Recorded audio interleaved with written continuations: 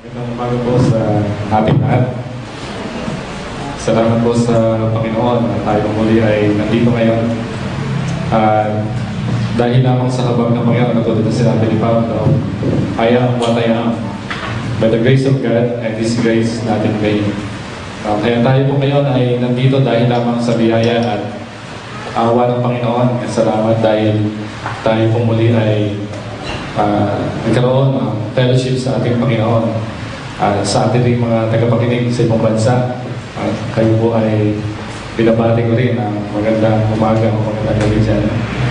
Salamat sa technology na ating napamaximize ito.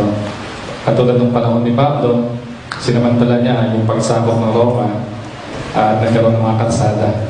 Diba? So, ngayon naman tayo rin po ay merong highway of information. Walang iba kundi ang internet.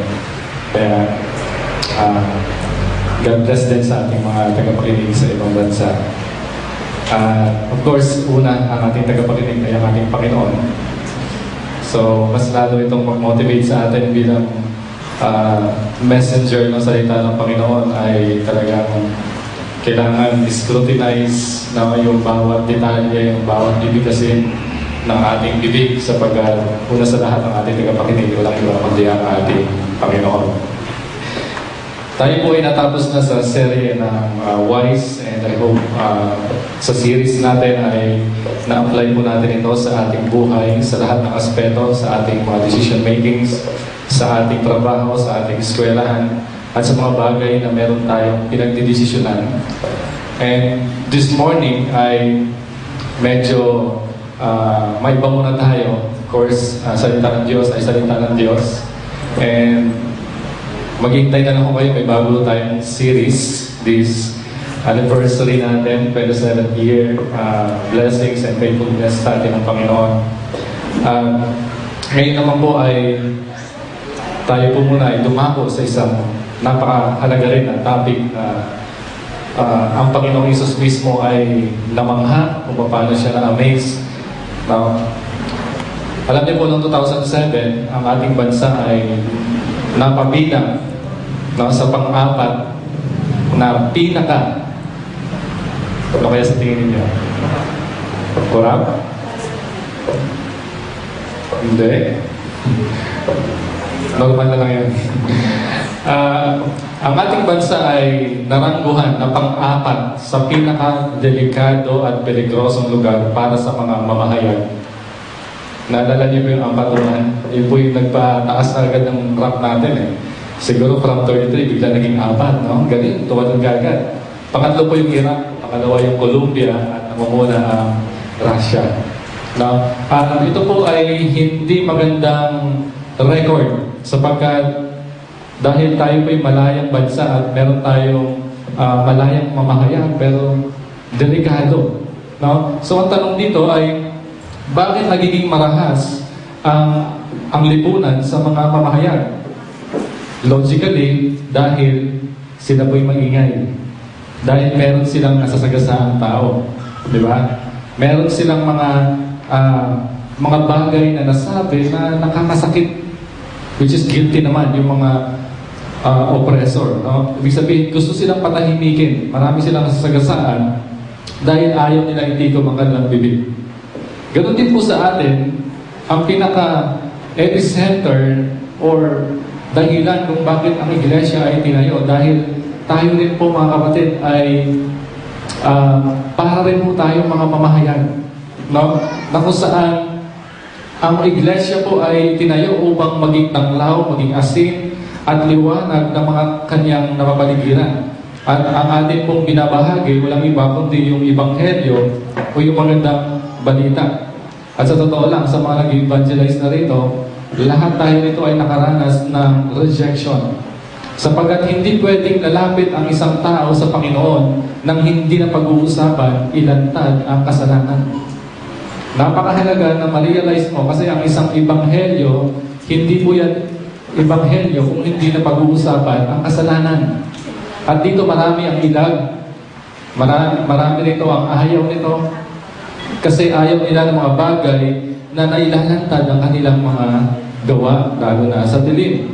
No? At dito makikita yung judgment ng Panginoon sa mga taong hindi nakakilala sa Kanya. Ang sabi ng salita ng Diyos, hindi ko palalagpasin ang anumang kasalanan. No? At lahat ay hahatulan. Kaya marami ang nasasaktan dito. Kahit kayo mga believers nasasaktan pa rin. Di ba ba?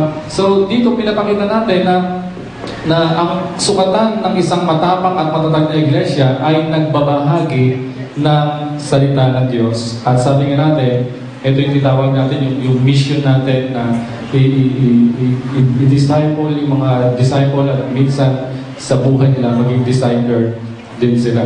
So napakahalaga na yung ating motibo, no, kung bakit nag-exist ang church. At lalo-lalo na sa ating pagkakilala ng ating sender. Walang iba kundi ang ating Panginoon.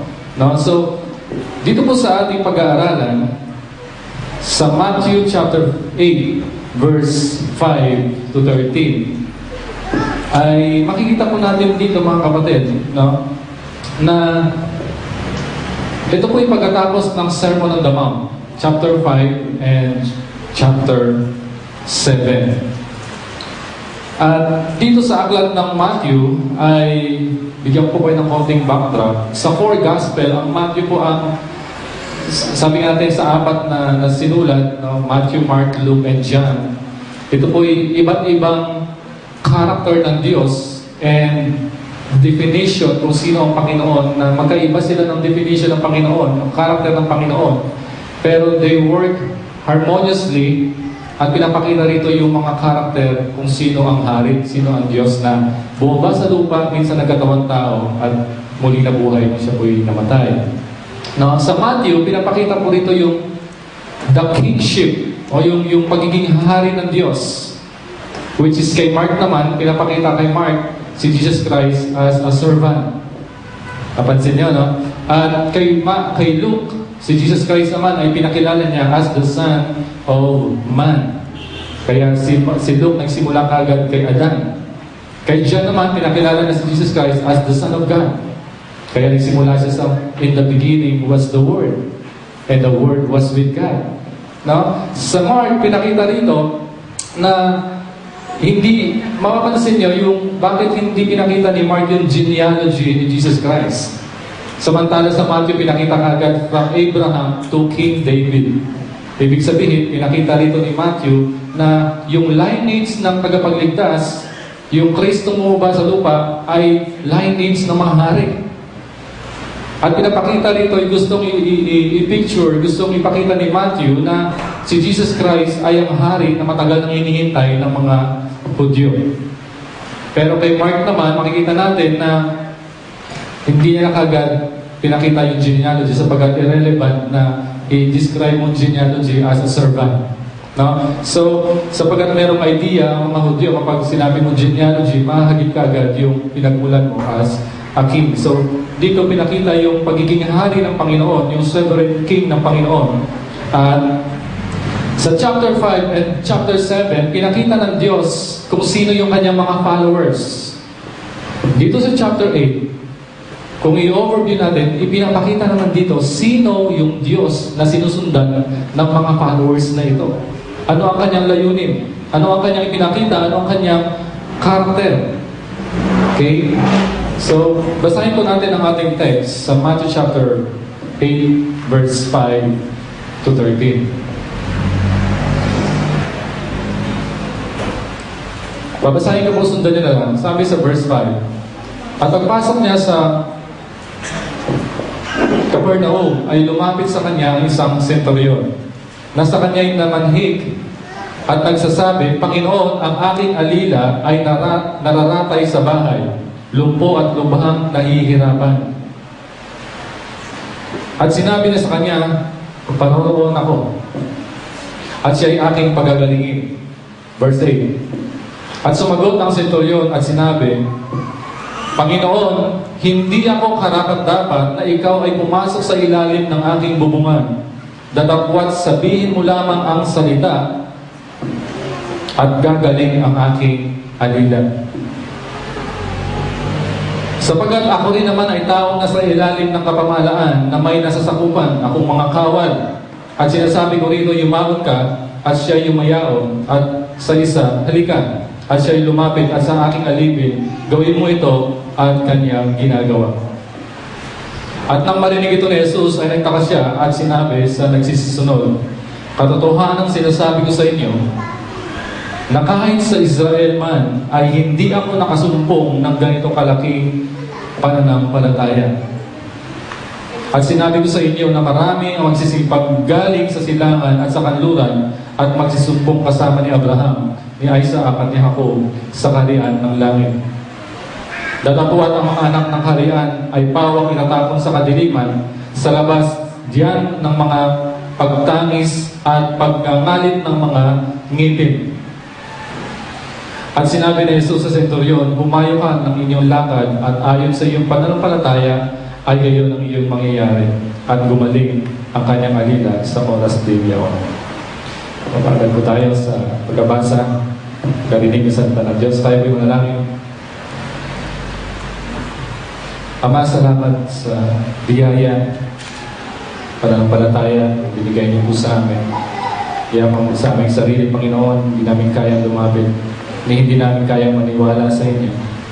Salamat, Lord, sa faith na nagmula sa inyo, Panginoon. At ito po yung aming in-enjoy sa umaga nito.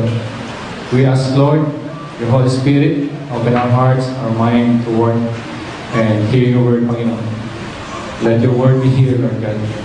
Ito pa isang magdalangin sa pangalan ni Jesus. Amen. So dito makapansin natin, mga kapatid, no, yung tagpo na kung saan. Pero actually, sa verse 3, verse 1, 2, 3, and 4, pinagaling ng Panginoon yung may keto. No, kung babasahin niyo po pababa, yung leprosy. At makikita po natin doon na alam naman natin yung background ng mga may keto. Diba? Sila yung mga outcast. Hindi sila pwedeng makisalamuha sa mga tao kasi sila po ay may mga sakit. At ito po ay nakakahawa, mabaho, pinandidirihan ng lipunan. No? So pinapakita rito ng Panginoon na kahit sino mang pinakamababang klase ng tao sa buong mundo ay aking pagagalingin anuman dulot o kabigatan ng kasalanan ito. At ngayon sa tagpong ito, makikita natin, nakausap naman ng Panginoon sa verse 8 o verse 5 ay ang hintil. Ang hintil ay hindi Hudyo. Ang hintil ay para na rin may ketong. Yan po ang tingin ng mga Hudyo sa mga Gentiles, mga pagans. No? Sapagkat gano'n na lamang kababa ang tingin nila dahil sila ay mga chosen people of God, napakataas ng kanilang tingin sa kanilang sarili, yung attitude na pagiging ethnocentric attitude nila ay nandoon at gano'n na lamang kababa ang tingin nila sa mga Gentiles. No? So itong hintil at ang may ketong, hindi po sila nalalayo sa paningin ng mga Hudyo. Outcast din sila. At actually, verse 14, 15, and 16, makikita natin, dumiretso ang Panginoon sa bahay ng nanay o mother-in-law ni Pedro.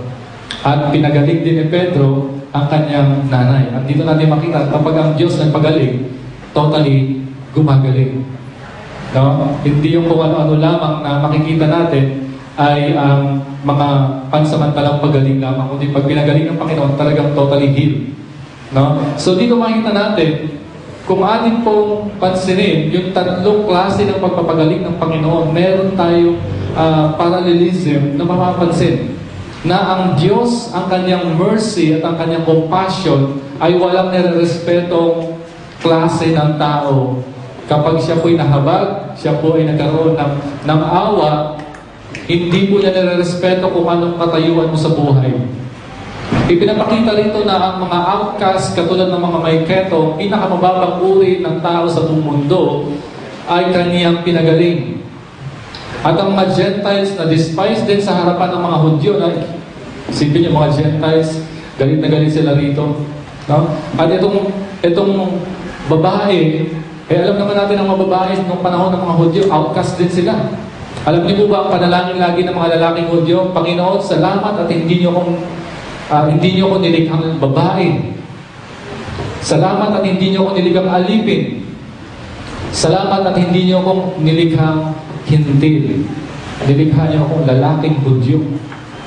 Dahil alam nila kapag babae ka, hindi ka ganun kataas o hindi kayo pantay when it talks about sa lipunan o sa society. No? Pero salamat na lamang sa Panginoon dahil sa Diyos. When we talk about salvation, wala na po tayong pantay-pantay po tayo lahat. No? Pero of course, yung order of the church, ibang usapan naman po yun. Ng babae ay dapat nagpapasakop sa lalaki. No? Pero pag pinag-uusapan naman natin ng salvation, lalaki, babae, pantay lang sa harapan ng ating Panginoon. So dito makikita natin yung character, yung mercy ng ating king, ng ating hari, na wala siyang nare-respeto. Ibig sabihin, yung habag ng Diyos, no, ay walang kinikilingan. Kahit ikaw man ay Hudyo, ang babae ay Hudyo. So gusto rin nating balansehin dito na, of course, mahal ng Diyos ang mga Israelites. Hudyo rin kasi yung babae yun. No, may awa rin siya sa may mga outcast o sa may mga sakit. May awa rin siya sa mga hintil, sa mga pagano. No? So makita natin dito yung senturyon lumapit sa Panginoon. At nang siya po'y lumapit, alam niyo po ba ang senturyon, mga kapatid? Hindi niyo po alam. Ang senturyon po ay may mataas na rango sa Roma. At hindi lamang ito basta-basta may rango. Sapagkat from the word or Latin word na centum, ibig sabihin meron siyang hawak na 100 pulutong sa kanyang kapangyarihan.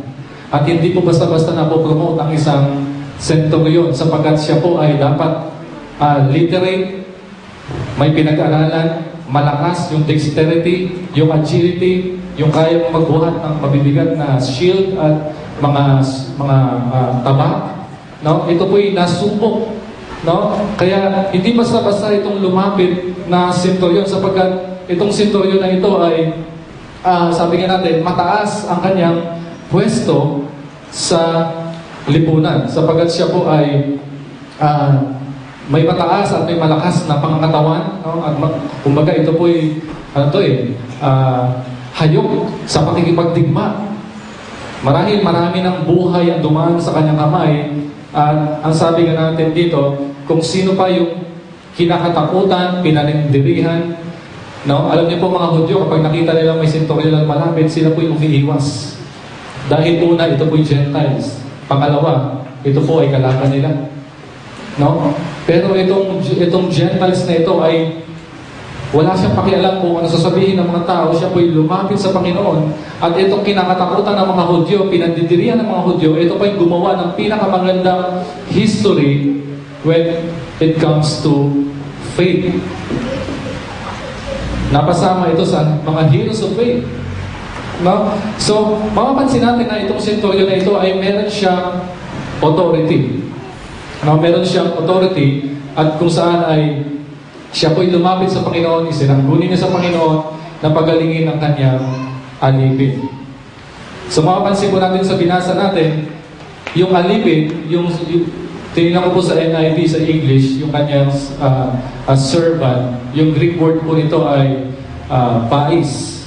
It means bata o isang bata na maliit na bata. Ibig sabihin, probably, ito po ay kanyang anak, no? Siya po ay desperado na, no, na mabuhay ang kanyang anak. Pero makikita po natin dito yung kanyang pananampalataya ay ganun na lamang.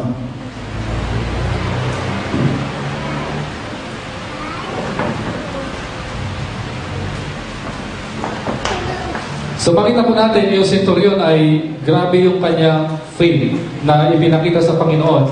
At makita po natin dito na siya as a Gentiles, no? Siya po ay lumapit sa Panginoon sa kabila ng kanyang status, no? At makita natin yung character ng ating Panginoon ay, sabi nga natin, wala siyang sinisino pag pinag-uusapan po natin ang kanyang mercy at ang kanyang habag sa atin. Okay? Sabi po ng centurion, pansin niyo po sa verse 10, hindi ako nakakita, sabi ng Panginoon, hindi ako nakakita ng ganitong pananampalataya. Sa buong history ng Israel, wala pong ganong tao na lumapit sa Panginoon at magsabi ng isang bagay Alam niyo po, kung mapapanood niyo lamang ang palabas na ito, ay mas na-animate ako habang pinapanood ko. Ang layo na kanyang nilakbay. Marating na lang ang Panginoon. At pagbaba niya sa kanyang sasakyan, sa kabayo, ang mga tao ay ilag na ilag sa kanya na para di siyang may ketong.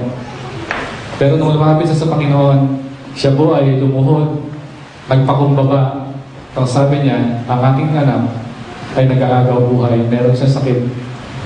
At ang sabi niya, Panginoon, pwede niyo bang pagalingin ang aking anak? Ang sabi ng Panginoong Jesus, tara, pupunta ako sa inyong bahay. Pero sabi niya, Lord, huwag na. Hindi ako karapat-dapat na pumunta ka sa aming bahay. Sapagkat itong senturyon, may idea siya na hindi pwede pumasok ang Hudyo sa loob ng tahanan ng isang hintil. Dahil ayaw niya na baka madiskaril ang Panginoon. Sabi niya, Lord, huwag ka lang. Pero di po sabi niya sa Panginoon, sabihin niyo lang ang salita, gagaling ang aking anak. Kaya dito mga kapatid, makita natin, sabi ng Panginoong Jesus, hindi ako nakakita ng ganitong pananampalataya. Namangha ang Panginoon. Sa nakita niya, namangha siya at talaga makita natin dito na sabi niya natin ay bilang isang Diyos at bilang isang tao. No? Alam natin si Jesus Christ ay 100% man. Na-amaze ang ating Panginoong Jesus sa kanyang nakita. No? At pinakita nitong centurion. Kaya sabi niya sa mga nakikinig sa kanya, wala pa akong nakikitang ganitong klaseng pananampalataya. Yung salitang taumazu, yan po yung Greek word ng amaze, no? Na-amaze ang Panginoon, He was marveled doon sa pinakita ng centurion. Na kung saan, sabi natin sa perspektibo ng Diyos bilang isang tao, no, na-amaze ang Panginoon. Kaya nga, tanong dito mga kapatid, pwede rin natin tanongin, paano nga ba na-amaze ang Diyos sa aking buhay? Ito pala yung sekreto. No? Ito yung sangkap. No? Paano ba tayo maging katulad ng centurion? Paano natin mapapangiti ang Panginoon? Paano natin ma-impress ang Panginoon sa buhay natin? Sapagkat itong centurion ay nakita niya na ang authority, ang salita ng Diyos ay napakahalaga sa kanya. Sapagkat when it regards to our faith, napakahalaga na makilala natin yung otoridad ng salita ng Panginoon. Kaya sabi niya, Panginoon, salitain mo lang, gagaling na ang aking alipin. So ano ba ang ibig sabihin ng great faith ayon sa definition ng Biblia? Ano ba yung dakilang pananampalataya or much faith? Now, so dapat napakahalaga na ma-realize natin kung sino muna ang ating pinaglilingkuran. Walang iba kundi ang ating Diyos bilang hari. Ito po ay pinakita ng centurion yung kadakilangan ng kanyang pananampalataya. Sige po, mamaya ma-define po natin yan. Pero gusto ko po munang ma-define natin ano ba yung ibig sabihin ng authority. Pag sinabi po natin authority, the word authority is derived from the Latin word auctoritas. Ibig sabihin ito, advice, inventions, opinion, influence, or command. Sa English, ang sabi nito, ito po ay kapangyarihan na binibigay sa Estado. Sa madaling sabi, kung irarapa po natin yan, na ang authority, pag sinabi natin, ito yung nasusunod, ito yung prinsipyo, ito yung rules, at ito lahat ay absolute. Pag sinabi natin absolute, ito yung nangingibabaw, ito lagi yung pinakamataas, ito yung sukdulan, hindi po ito mababa, kundi ito yung pinakamataas, ito yung dapat nating gawin. At ito po yung nakita ng centurion. Kaya nga po, pamagat ng ating mensahe sa umagang ito ay ang dakilang pananampalataya or great faith.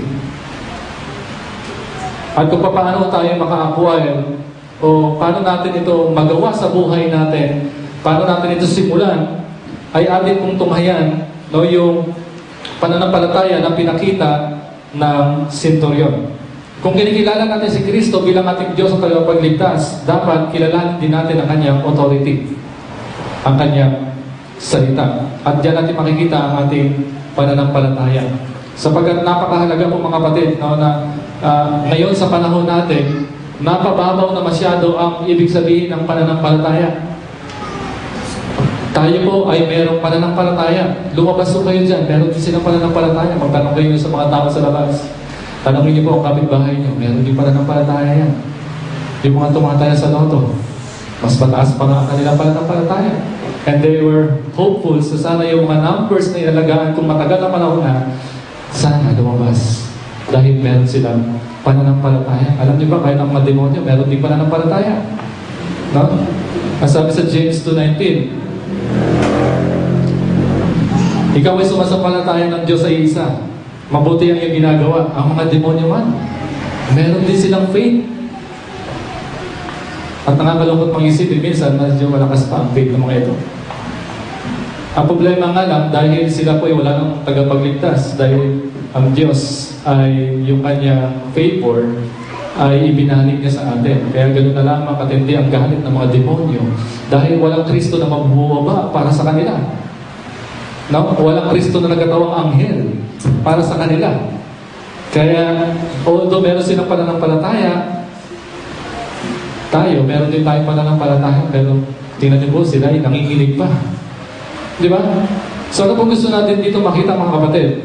Napakahalaga na ma-realize natin na magkaroon tayo ng faith sa Panginoon. Sapagkat kung ang demonyo mayroong pananampalataya, ang kapitbahay niyo may pananampalataya, ang mga sugarol may pananampalataya, ang kahit sino may faith, kung ikaw ay Kristiyano, anong pinagkaiba ng iyong pananampalataya? So dito ma-realize natin, una sa lahat, no, ng pananampalataya natin kay Jesus, nagtitiwala tayo sa kanyang authority. Yan po ang ating pinagkaiba. Yan po ang malaking difference, no, ng isang Kristiyanong may tunay na pananampalataya. Ang authority ng salita ng Diyos, ang absolute rule.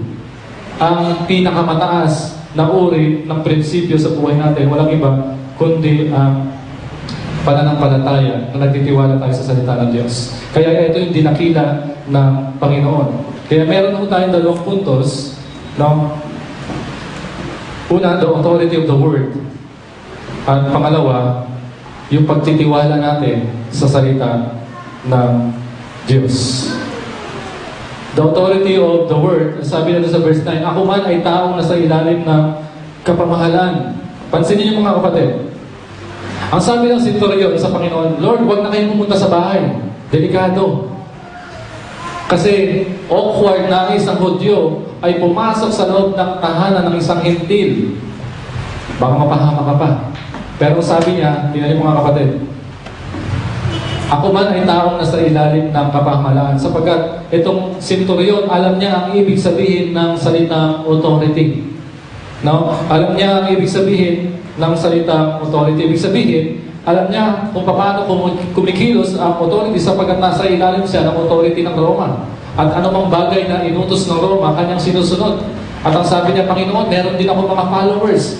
Kapag sinabi ko na pumunta kayo doon, pupunta kayo. Kapag sinabi ko, hali kayo rito, pupunta ang mga kawal ko. Ibig sabihin, alam niya na anumang pinapagawa ng Roma sa kanya ay ginagawa niya sapagkat nasa ilalim siya ng authority ng Roma. Ganon din ang kanyang mga kawal. Kaya nga, gusto sabihin dito ng senturyon, Lord, ang inyong salita, ang authority. At ako'y nananampalataya rito. No, grabe yung faith ng senturyon na ito, na gano'n na lamang. Sabi niya, Lord, hindi niyo na kailangan pumunta ron. Grabe yung theology kagad pagkakilala na sa Diyos, na ang Diyos ay, ibig sabihin, hindi niya kailangan pumunta sa isang lugar sapagkat ang Diyos ay nandoon kahit saan. Naalala niyo, the Lord is my shepherd. No? Ibig sabihin, present tense. Ang Diyos na kasama ninyo ay kasama ko rin. Ang Diyos na nandito ngayon ay yung Diyos din na naiiwan sa bahay. Ito yung theology na nakita ng senturyon na, Lord, hindi niyo na kailangan pumunta doon physically sapagkat ako'y naniniwala, sabihin mo lang at siyang mangyayari. Grabe, no? Grabe yung pananampalataya na pinakita nitong senturyon. Ako man ay taong nasa ilalim ng kapamahalaan. Alam niya yung authority. At yung authority na yun, ibinaling niya sa Panginoon at hinambol niya kanyang sarili bilang isang malakas, matipuno, marami ng pinatay, no? May rango at kilala sa lipunan, kinakatakutan. Heto siya ngayon para siyang tupa na naninig luhod sa hari Dahil alam niya kung sino ang kanyang kausap, ang hari ng mga hari at Diyos ng mga Diyos. Kaya sabi niya, sabihin mo lang, Panginoon, gagaling na ang aking anak. Kaya ito, sabi niya, but just say the word. Sambitin niyo lang, Panginoon. Kaya bilang isang Diyos na nagkatawang tao, na mangha ang Panginoong Hesus, sabi niya, grabe. Tingnan niyo ang taong ito. Hindi pa ako nakakita sa inyo, mga Israelites, ng ganitong klaseng pananampalataya. Kaya sabi niya, manggagaling sa east, sa west, ang mga taong uupo pa, kasama sa hapag ni Jacob, ni Abraham, at ni Isaac. Ibig sabihin, marami pang mga taong maliligtas na matataas ang pananampalataya na magiging kasama rin ng mga nauna na. No? So, sabi ng Centurion, salitain mo lamang, Panginoon, sapagkat alam niya, eto yung katotohanan. Kahit na minsan, ang katotohanan ng Panginoon ay sumasalungat na sa mga teorya ng nakakararami o yung opinion ng mayorya. Madalas, ang salita ng Diyos ay kumukontra sa kung ano sinasabi ng karamihan. Kapag sinabi ng Panginoon yan ang katotohanan, yan ay mangyayari. No? Yan ang ibig sabihin na kilalanin natin ang otoridad ng salita ng Panginoong Hesus. Sa panahon natin ngayon, mga kapatid, ang Biblia o ang salita ng Diyos ay parang quotations na lamang, inspirational messages, nakaka-touch ng damdamin, no? Pero mga kapatid, yan po ay tip of the iceberg lamang pag pinag-uusapan natin ang salita ng Diyos. Sa internet, marami tayong makikita mga books like example, Management Method of Jesus Christ na ina-apply sa organization. Minsan natin twist na lamang ang salita ng Diyos, masabi lamang na kailangan gawin ito dahil sinabi ni Jesus Christ, pero out of context naman. No? Kaya nga makikita natin dito na ang salita ng Diyos, ang buong katotohanan nito kapag kinatagpo natin ang salita ng Diyos, na dapat dumating sa atin ay ang otoridad ng salita ng Diyos. Na kapag nakatagpo natin ang salita ng Diyos, ito ang authority, ito ang rules, ito yung majority, ito yung prinsipyo, ito yung absolute rule na dapat natingnan. Hindi lamang inspirasyon, hindi lamang ito nakaka-touch ng ating damdamin. Bagkus kapag narinig natin ang salita ng Diyos, mamamalayan natin, ito yung otoridad, ito yung salita ng Diyos sapagkat siya po'y isang hari. At anumang kanyang bigkasin, yan ay katotohanan at mangyayari. Alam niyo po mga kapatid, tayo po'y lumaki sa bansang ito na tayo po ay malaya. No? Pero minsan parang ganda rin pumunta sa isang bansa na merong anong tawag dito kapag yung hari ang naghahari, ang klaseng government to? Monarchy. Salamat, no? Isang bansa na kung saan merong king. At talagang makikita natin dito kapag ang isang tao lumapit sa hari, lahat ng kilos mo, detalyado. Di ba minsan kahit pupunta nga lang tayo sa munisipyo, makikipagharap tayo kay Mayor. Iba ang ating postura. No? Nag-iiba rin ang ating pag-iisip. Nag-iiba rin ang ating sinasabi. Nag-iiba rin ang ating mga galaw. How much more sa ating Panginoon na tunay na hari. Hindi lamang siya hari, kundi hari ng mga hari. Diyos ng mga Diyos. No? So dito mga kapatid, gusto ko pong ma-realize natin, gusto ko ipakita ni Matthew na itong Kristo na bumaba ay hindi basta-basta lamang Diyos. Siya po ay hari. At dapat natin ma-realize na anumang binigkas ng hari, totoo at mangyayari. Naalala niyo si Haring Nebukadnezar? Di ba? Nagbitaw siya ng decree na tuwing alas 3 ng hapon, luluhod ang lahat ng tao sa aking ribulto. Ano nangyari? May 3 hindi lumuhod. Pang-4 si Daniel. Tama. Daniel nga ba? Tama, no? Ano nangyari? Dahil utos ng hari, mangyayari. Sila po'y pinarusahan. Pero nandun pa rin, no? Yung kapangyarihan ng Panginoon. So si Jesus po ay hari. Gusto kong ipakita ni Matthew dito na dapat niyong bigyan ng paggalang yung authority, yung salita ng Panginoon. Nakita natin kung paano niya hinipo ang may keto, kung paano niya trinato ang senturyon, at kung paano niya pinagaling ang nanay ni Peter. No? So, salitain mo lamang at gagaling na ang aking anak. Yan po yung authority na kinilala ng centurion. Para sa marami ngayon, ang pananampalataya ay parang pamahiin na lamang. Parang superstitious belief na lamang na kung saan para ang salita ng Diyos o yung authority ng Diyos ng kanyang salita ay hindi na masyadong namamalayan. Lalo na kapag pinag-uusapan po natin ang doktrina ng kasalanan o yung tinatawag natin pag-aaral sa kasalanan or hamartiology or hamartia, no, hindi na masyado ito dinidiscuss sa loob ng church. Hindi na nagiging authority ang salita ng Panginoon. Kaya mismo kapag sinabi natin o nanggaling mismo sa bibig ng Panginoon, tunay natin kinatagpo ang Panginoon, kailangan tanggapin natin anumang bagay na sinabi ng ating Panginoon. Ang tanong mga kapatid, otoridad ba ng salita ng Diyos, no, ang namumuna o nangingibabaw sa buhay natin? Anong authority ang ating sinusunod sa ngayon? Sapagkat ang salita ng Diyos, ang authority ng Diyos ay nagdudulot ito sa atin ng katiyakan, at sa maraming bagay, ito po'y nagiging kalituhan sa marami. No? Lito-lito sila sa mga taong wala pang pananampalataya sa Panginoon, pero dahil sa authority ng salita ng Diyos, tayo po ay merong katiyakan at merong kagalakan. Katulad na lamang ng mga huling panahon, yung end times. Dahil meron tayong authority ng salita ng Diyos, meron tayong kapayapaan na tayo po'y ligtas sa kamay ng Panginoon.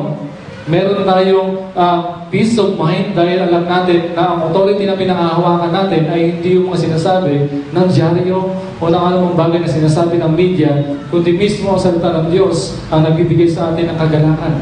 Pansinin ninyo, ang sitwasyon ng centurion, siya po ay nasa gitna ng paghihinagpis.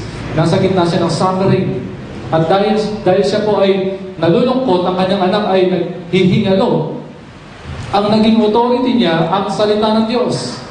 Hindi siya pumunta sa mga magtatawas. Hindi siya lumapit sa mga spiritista. Hindi siya lumapit sa mga albularyo. Bagkos ang naging number one priority at naging authority niya, hindi yung kung ano sinasabi ng mga nakakarami, kundi higit sa lahat, ano yung sinasabi ng salita ng hari. Walang iba, kundi ang ating Panginoong Jesus. Kaya napakahalaga na maging authority ng buhay natin ang salita ng Diyos.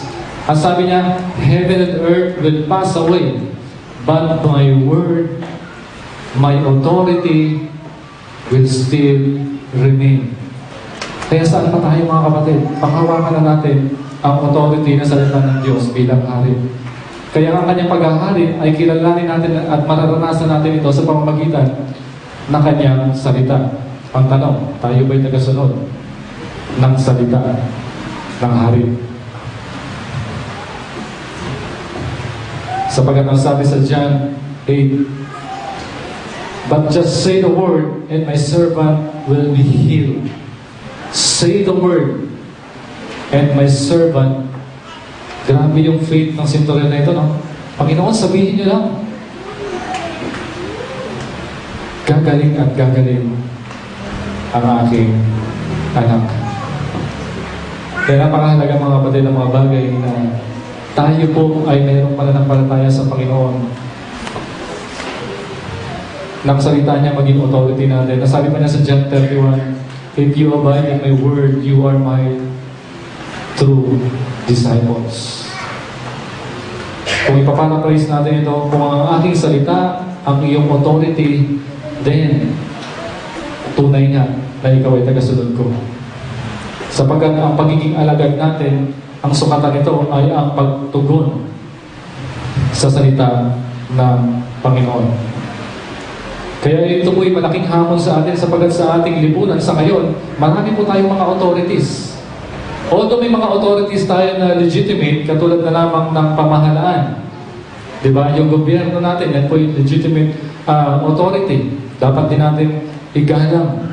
No? Kaya nga bilang isang Kristiyano, dapat hindi tayo namumuna bilang isang aktivista na murahin natin ang gobyerno kasi ang gobyerno, yan po itinalaga din ng Panginoon. Igalang natin yung opisina regardless na ang nakaupo doon ay hindi kagalang-galang. Walang pinagkaiba po yan sa nanay at tatay natin. Honor your parents and or your mother and your father, kahit na minsan ang ating magulang o tayong mga magulang ay hindi na tayo deserve na igalang ng ating mga anak. Pero dahil yun po ay isang posisyon na dapat nating bigyan ng honor ang ating mga magulang. No? And so, ganoon din po sa pamahalaan. Ito yung mga legitimate na authority. Ang paggalang sa mga lehitimong authority, katulad na lamang sa house rule ng ating trabaho. No? Sa trabaho natin, halimbawa, bawal matulog, bawal mag-Facebook, bawal mag-Candy Crush. No? Ito yung mga bagay na minsan ay, sabi natin, ito yung mga authority na dapat din natin igalang. Yan po yung mga legitimate na authority. Sa school, ang dami nating mga authorities. No? Bawal mangopya, bawal mag-cheat. Di ba? So, minsan ay nilalabag natin at yung authority natin ang nangyayari. So, dito makikita natin na bilang isang hari, bilang yung authority ng Panginoon, ay dapat ito yung manguna sa lahat ng authorities.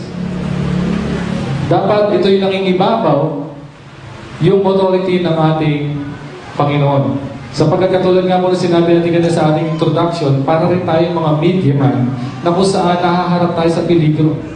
Dahil sinasabi natin na ang Ebanghelyo, ang katotohanan, maraming nasasaktan, maraming umaayaw sa atin. Una na rito, yung mga mahal natin sa buhay minsan. Kaya minsan nagkakaroon na kayo ng gap dahil ikaw ay Kristiyano na. No? Ayaw niya tanggapin yung katotohanan na siya po'y makasalanan at kailangan niya tanggapin ang ating Panginoon. Napipeligro rin tayo sa ating mga boss. No? Kailangan mong gawin yan. Pag hindi mo ginawa, hindi kita iingkrisan. Ngayon, yung authority ba ng boss natin ang ating susundin? O yung authority ng hari? Walang iba, kundi ang ating Panginoon. No? So, minsan talagang tayo po ay biktima. No? Tayo po ay, sabi natin, tayo po ay nakakasubo. Dahil ito yung sinasabi ng marami, sige, gawin ko na rin. Dahil na alam natin na hindi na ito yung authority o yung sinasabi ng salita ng Panginoon. Kahit minsan sa loob ng iglesia, dapat ang authority pa rin ay ang salita ng Diyos. May mga iglesia na minsan ang pastor, yun na rin ang Diyos. Kapag sinabi ko, lalo na sa RC, di ba? Na yung kanilang salita, yung mga vicars, di ba? Yung salita nila, yun na yun, pag sinabi nila. So, naaabuso at nagiging extreme ang ilan. Kaya nga, napakapalad natin sa Bagong Bayan kasi tayo nga ay BBCC, Bible-based, Christ-centered church. Diba? Na tayo, ang ating authority rito ay ang salita ng Diyos. Ano pang bagay na hindi sinabi sa Biblia ay hindi natin ito tinatanggap. No, so, kinikilala natin ang autoridad ng Panginoon at dapat hindi tayo lumagpas sa authority na meron ang ating Panginoon. Sa tahanan natin, marami tayong authority. No? Ang tanong, authority ba ng Panginoon ang siyang nangingibabaw? Sa tahanan, maraming pamahiin. Lalo na kapag namatayan. No? Kapag namatayan, bawal daw magwalis. Yan yung mga authority na ating naririnig nung bata pa tayo. Ano ba yung bawal? Ano ba yung masama? Yung magwalis o yung hindi magwalis? Eh, yung madahigi ka dahil sa madami ng basura. Diba? Namatay ka pa. Eh, di ikaw yung mas malas. Namatay ka na dahigi ka dahil sa mga basura. No, kasi nung last week, nung namatay si Papa, ay may sumitan din sa akin, bakit kayo nagwawalis? Eh, ano gusto mo? Magkaroon kami rito. Eh, nakikiupang nga lang kami rito. No? Bawal matulog. Ano po ba yung mga pamahiin? Bawal matulog ng basa ang buhok. Kaya nga yung mga sirena hindi na natutulog. Kasi laging basa ang buhok nila. Kaya malapilog yung mata nila. Kasi walang tulugan.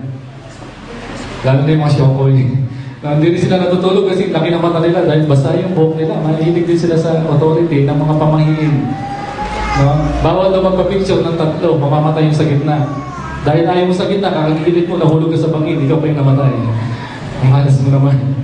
No? Eh kung tatlo lang kayo sa pamilya, lagi picture nyo, dalawa. Namatay na tuloy yung isa, wala kayong picture na tatlo. No? Marami mga pamahiin dito na nagiging authority natin. Ito pa, bawal daw kumain ng mga gulay na gumagapang kapag namatayan. Ano, kainin mo, ahas. O kaya bougainvillea. Gulay ba yun? May gulay ka na, may salubsog ka ba? Ibig sabihin mga kapatid, ito pa, bawal din daw tumingin sa salamin na ang salamin ay basag o may crack. Ano magagawa ng salamin? Tingin ka ng tingin. No? Ang mas malas doon, bumili ka ng salamin kasi crack. Pag tingin mo sa salamin, tumingin ka sa paa mo, bakit ganon? Ito pala yung katotohanan. Yung paa ko at ang mukha ko ay isa lang. Na ibig sabihin, ang point ko rito mga kapatid, hindi ang pamahiin ang authority. Minsan makikita tayo, kabaong nilalagyan ng sisiw.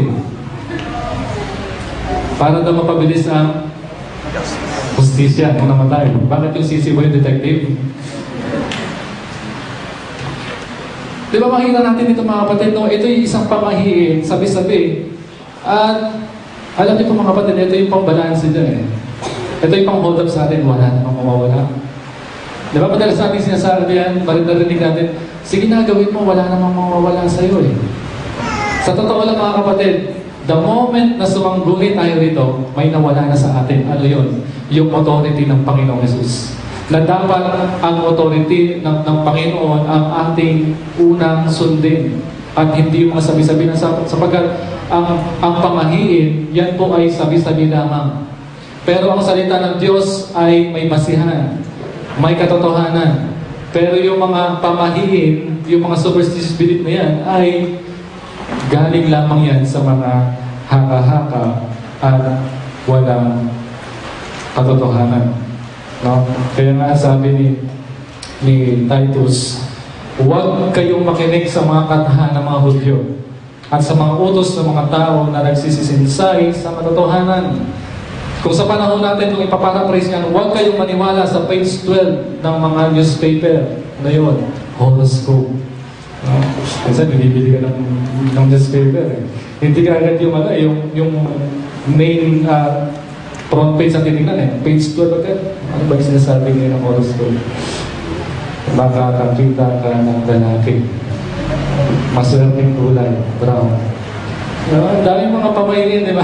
So sinasangkunin natin ang ating yung authority ay yung ano sinasabi ng newspaper. Kaya nga sabi rito ni Titus, huwag kayong makinig sa mga sabi-sabi ng mga Hudyo. Na huwag kayong makinig sa mga sabi-sabi ng media. Actually mga kapatid, no? Sa totoo lang, nagbasa ako, binasa ko. Gusto ko lang tingnan din. Tinignan ko yung aking sign. Binasa ko, nakalagay doon, magtanim ka ng mabuti at mag-aani ka ng mabuti. Kung nagtatanim ka ng masama, aani ka ng masama. Familiar kayo sa ganung salita? 2 Corinthians chapter 9, 7-8. Ibig sabihin mga kapatid, doon na kayo sa katotohanan. Huwag na basahin ng newspaper kasi gaya-gaya lang yan. At minsan tinitwist pa yan. Di ba? Ibig sabihin yung authority dapat ng Diyos ang ating ginagawa. Ang ating sinusunod. Hindi yung dinidikta na sinasabi ng kung ano man at kung sino man. Sapagkat the moment na tayo po'y naniwala sa mga pamahiin, tayo po'y dinadivert natin ang ating pagtitiwala, ang ating pananampalataya sa mga pamahiin at hindi na sa Diyos. Na dapat ang salita ng Diyos o sinasabi ng Biblia, sapagkat ang Biblia ay may basihan at ang mga pamahiin ay walang basihan. No? So may sinasabi ba ang Biblia tungkol sa mga pamahiin? So sa lahat ng tao sa loob ng iglesia ito ngayon, once and for all, gusto ko pong maging malinaw sa atin.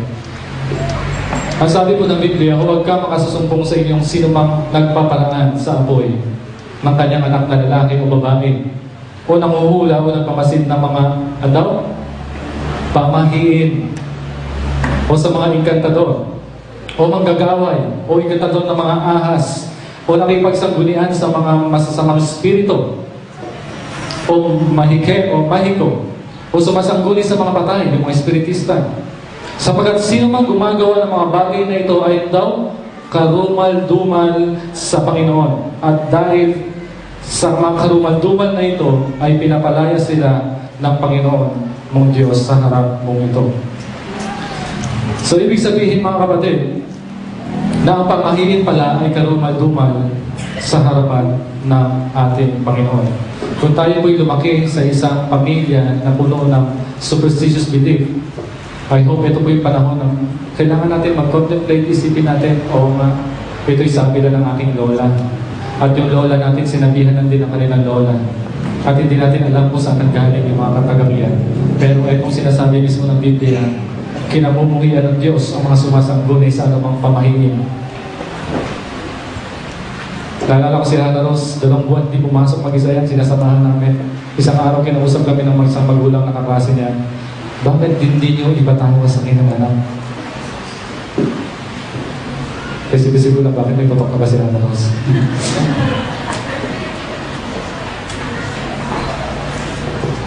Wala namang mawawala. Yan ang sabi sa akin. Wala naman daw mawawala. Pero the moment na ikaw ay try ko nga lumapit doon sa albularyo na divert na authority at hindi na authority ng Diyos ang ating sinasanggunian. Di katulad ng Centurion, hindi siya naghanap ng albularyo, hindi siya naghanap ng spiritista, hindi siya naghanap ng manggagaway, ang hinanap niya kagad ay ang tunay na authority, walang iba kundi ang salita ng Diyos. At hindi lamang ito hinanap ng pakumbaba siya at napakatindi at napakalaki na kanyang dakila. Ang sabi niya, Lord, sabihin mo lang, gagaling ang aking anak. Naalala niyo yung mga apostol sa Acts? Ang sabi ng mga Sanhedrin, bakit kayo nangangaral ng salita ng Diyos? Kaninong authority galing yan? Ang sabi ng mga apostol sa authority ng salita ng Diyos, si Kristo. Sabi niya, wala sa silong ng langit na ikaliligtas ng tao kundi sa pangalan lamang ng Panginoong Yesus. No? Kaya itong mga Sanhedrin na mga sila na itong mga mangingisda, ito yung mga tax collector na walang pinag-aralan, pero bakit ganun na lamang ang kanilang pananalita?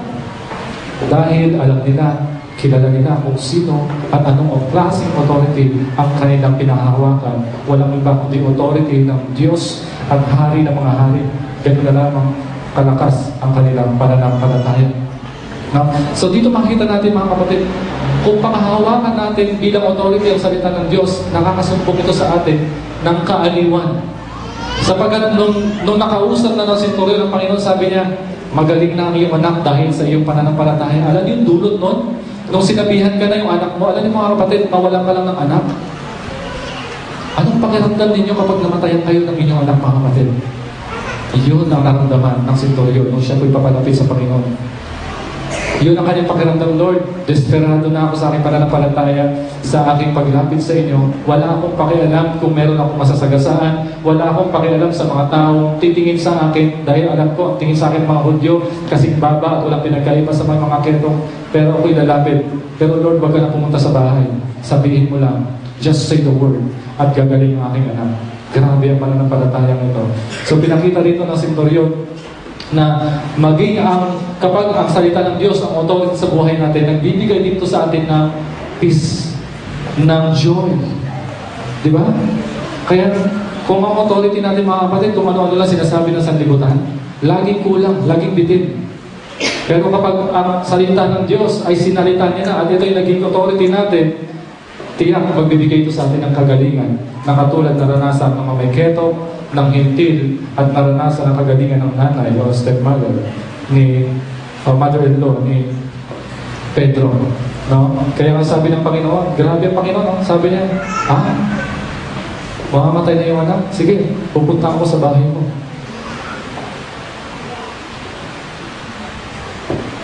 Ay kung kayo isip to yung mga kapatid, anong gagawin natin?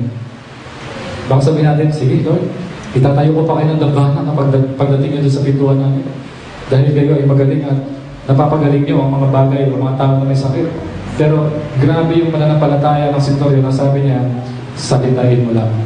Just say the word. As you believe, niligtas mo sa pamamagitan ng pananampalataya ang iyong alipin. No? Yan po ay ang pagtitiwala. Pangalawa mga kapatid, the confidence of the Word. No? Yung ating pagtitiwala sa salita ng Panginoon. Ang pagtitiwala nitong Centurion ay hindi kailangan makita o pumunta ang Panginoon sa kanyang bahay Kundi sabi niya lamang, sabihin mo lang at mangyayari ang iyong sinasabi. No, dahil hari ang Panginoon, alam niya. Kaya pansin niyo mga kapatid, sabi niya, Lord, wag na kayo pumunta sa bahay. Para doon sila sabihin, Panginoon, wala namang pinagkaiba eh. Kung pumunta kayo sa bahay, at nandyan lang kayo, gagaling at gagaling ang aking anak. Sapagkat tayo po'y naniniwala na ang tunay na pagkipag-ugnayan sa Panginoon ay sa pamamagitan ng kanyang salita. Minsan iniisip natin na hihigit tayo, buti pa yung panahon ni Jesus Christ, nakasalamuhan nila si Kristo. Mapalad sila kasi nakita nila ng harap-harapan. Diba minsan nag-iisip din tayo, sana Lord, pinanganak niyo lang ako 2,000 years ago. Sana namalayan ko man lang, nahipo ko man lang sana yung paa ng Panginoon. Mapalad sila, no? Diba? Pero sa totoo lang mga kapatid, hindi natin kailangan tengkitan. Dahil sa salita lang ng Diyos, ay nakapiling na natin ang Panginoon. No? Although hindi natin siya nakita ngayon, harap-harapan, pero yung pagkikipag-fellowship sa Panginoon, ang pag-ugnayan sa Panginoon, ay naandito na. Dahil siya po ay naghahari na. No? So, bilang isang pakikipag-ugnayan, ang masabi natin na ako'y malapit sa Panginoon, hindi natin kailangan magtayo ng ribulto. Hindi natin kailangan pa ng mga rosaryo, anumang ornaments, anumang palamuti, para masabi na natin na malapit tayo sa Panginoon. Na minsan ang ating wallet, may mga laman yan, di ba? No? Picture nino. Ang ating bahay. No, minsan naglalagay tayo ng mga kung ano-anong ribulto para masabi natin, Lord, malapit ako sa inyo. Minsan nagkakaroon din tayo ng pagkaligid. Sana makapunta rin ako sa Jerusalem. Yung mga kapatid natin nakapunta sa Jerusalem. Diba kasi dito nanggaling ang ating Panginoong Yesus. Oo, ibang pakiramdam na sa Jerusalem, pero pag nag-uusapan po natin ang pag-fellowship sa Panginoon, mga kapatid, wala akong tayong pinagkaiba sa pag-fellowship natin noon at sa ating Panginoon. Sapagkat napakalaga yung salita ng Diyos lamang. No? Kapag ang salita ng Diyos ang umiiral, parang na rin siyang narito. Na hindi na natin kailangan makita pa ang Diyos. Hindi natin kailangan muna sa ngayon makita ang Panginoon. No? Kaya, diyan makikita ang pagtitiwala sa kanyang mga salita na, Lord, sa pamamagitan ng iyong mga salita, nakipag-fellowship na rin ako sa inyo. Naalala niyo si Thomas? Nagkaroon ng Sunday worship, wala siya. At sabi ng mga apostles, nandito na si Jesus Christ, muli siya ng buhay. At sabi ni Thomas, hanggat hindi ko nakikita ang Panginoon, hindi ako maniniwala. The following Sunday, dumating ang Panginoon, nandun din si Thomas, nagkita sila, hinawakan niya ang kanyang kamay, kita pa bakat ng pako, at ang sabi niya, naniniwala na ako na ikaw ang may muling nabuhay. Pero anong sabi ng Panginoon sa kanya? Sapagkat ako ay nakita mo, sumasampalataya ka. Pero pansinin niyo yung mga following words ng Panginoon.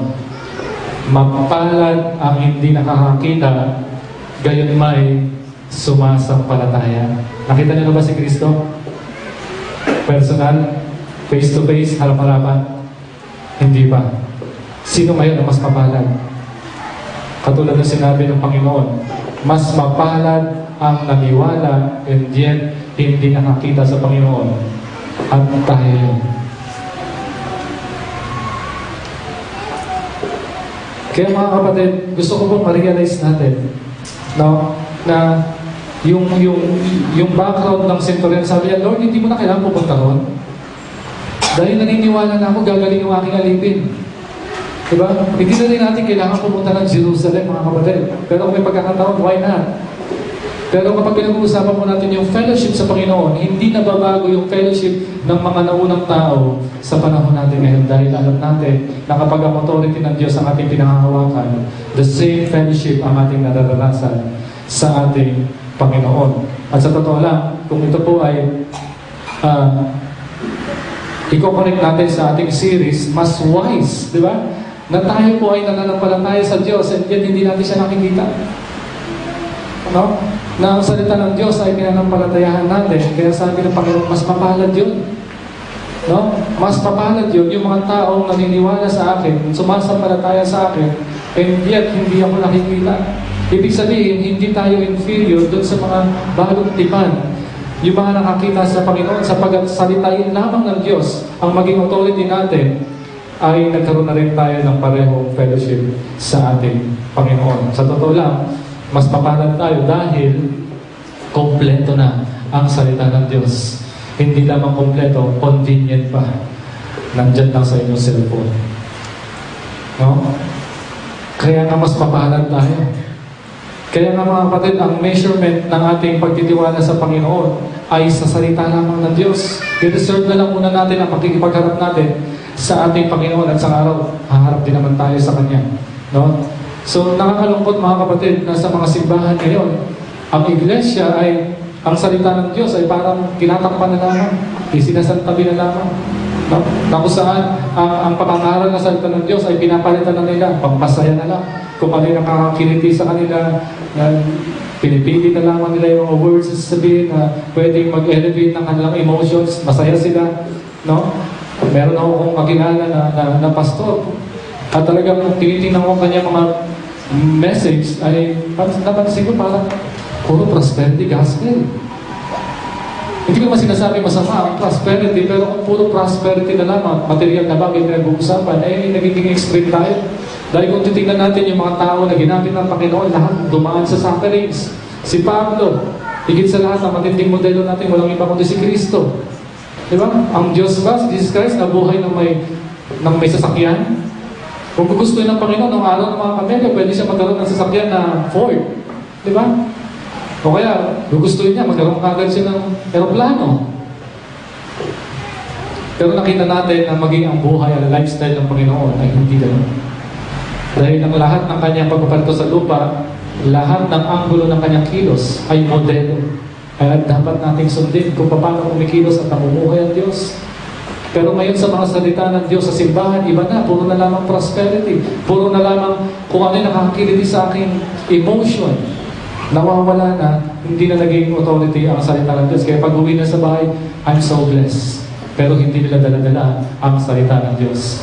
Hindi nila dala-dala yung mga salita na humahamon sa kanilang pagkatao na nagbibigay ng kaaliwan sa kanilang kaluluwa. And I hope hindi yan mangyari sa ating iglesia. Kaya nga po yung ang hamon sa atin ngayong umaga, mga kapatid, nangingibabaw ba ang authority ng Diyos at nagtitiwala ba tayo sa ating Panginoon? No? Ang sabi natin, napakaganda na nagbabasa tayo ng salita, napakaganda, mabuting bagay na tayo po'y nakikinig ng salita ng Diyos. Pero, ang tanong, pinagtitiwalaan ba natin ang authority o ang salita ng Panginoong Jesus? Nagtitiwala ka ba sa salita ng Panginoon? Balikan ko lang po yung verse 10. Ang sabi ng Panginoon, hindi pa ako nakakakita sa buong Israel na ganitong klaseng pananampalataya. Alam niyo po mga kapatid, ang Israel, ano ba ang Israel? Ang Israel naman ay hindi pumapalya sa pakikinig ng salita ng Diyos. Ang Israel ay hindi pumapalya sa kakabasa ng salita ng Diyos. Pero nung nakaharap na nila ang hari ng mga hari, nagtiwala sila. Hindi. Ibig sabihin, hindi sapat na nakikinig lang tayo, hindi sapat na tayo po ay nagbabasa lamang, nagme-memorya lamang, pero hindi naman ito nasusunod sa buhay natin. Dahil lahat po yan ay wala rin kabuluhan. Ganyan po ang nangyari sa mga Israelites. Pinagtitiwalaan ba natin ang salita ng Diyos? At kung ano ang sinasabi ng salita ng Diyos? At kapag pinagtiwalaan po natin ang salita ng Diyos, ang ibig sabihin nito mga kapatid, katulad ng senturyon, salitain mo lamang at mangyayari ang mga bagay niya. Gagaling ang aking alipin. Salitain mo lamang, Panginoon. Tapos na ang usapan. Yan ang dapat ang tingin natin sa authority ng salita ng Panginoon. Ang pagtitiwala, ang ibig sabihin niya mga kapatid, hinahayaan mo na ang salita ang magtatapos ng usapan sa anumang mga usapan. Kapag sinabi na, yun na. No? Kaya sinasabi ng marami, nagtitiwala sila sa Diyos, pero hindi naman nakikita dahil ang tao ay marami katuwiran. Marami tayong katuwiran. Lalo na kapag tayo po yung nag-iibanghilyo ng maraming katuwiran. Ang tawag po dyan, kasi theology. No? Kasi naman eh. Hindi mo ba alam na ikaw ay makasalanan? Nagsinungaling ka na ba? Nagdaka ka na ba? Kasi. Pwede ka bang dumalawang yung hapon? Kasi. No? Ibig sabihin, nakinig tayo ng salita ng Diyos, nagbabasa tayo ng salita ng Diyos, pero ang salita ng Diyos ay hindi pa rin nagiging authority sa buhay natin. Kasi. No? Katulad po ng ating introduction kanina, no, na sabi natin, yung mga mamahayag, gano'n na lamang ang kanilang tapang na magbahagi ng salita. Kaya din tayo dapat na inasahan ng Panginoon. Kaya ang hamon sa atin ngayong mga kapatid, ngayong umaga, pagtiwalaan natin ang sinasabi ng hari. Dahil siya po'y naghahari, ang kanyang authority ang dapat nating sundin. Lalo na pag pinag-uusapan natin ang kapighatian. Kapag tayo po'y nalulungkot, dapat ang authority ang salita ng Diyos. Kapag tayo po'y nagdadalamhati, dapat ang authority ay ang salita ng Diyos, hindi ang pamahiin, hindi yung sinasabi ng mga tao na wala man ng basihan. No? Dapat mangyari sa atin ang layunin ng Panginoon. Dahil may mga bagay minsan na tayo po ay nalulungkot, nahahapis, no? Pero dapat ang salita ng Diyos pa rin ang maging authority sa atin ng Panginoon. Katulad ng sinabi ng Panginoon, not my will, but thy will be done. No? So dapat mga kapatid, tayo po ay maging hamon sa atin yung naranasan na senturyon. Katulad po ni Pedro, naalala niyo po yung kwento ni Pedro, magdamag sila ng isda at nakita nila ang Panginoong Jesus. Ang sabi ng Panginoon, doon mo ituntun ang lambat. Ang sabi ni Pedro, magdamag kami Panginoon na ng isda, wala kami nahuli. Pero dahil sa iyong salita, itutuntun ko ang lambat. Pero dahil sa iyong salita, susundin ko ang mga bagay na sa tingin ko, imposible na. Pero nangyari, at halos mapulit ang kanilang net sa dami ang isda ng kanilang nahuli. Ang salita ng Diyos ang dapat nangingibabaw sa lahat ng desisyon na ating gagawin. Kahit na ang majority ay kasalungat ang sinasabi.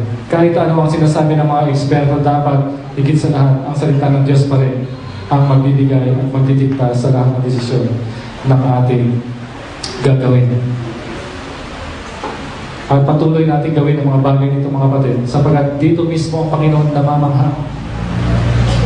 Kaya nga tanong, paano ko ba mai-impress ang Diyos? Gawin natin yung katulad ng pananampalataya na meron ang senturyon. Alam niyo po ba, napaka-rare na ang Diyos ay ma-impress sa isang tao?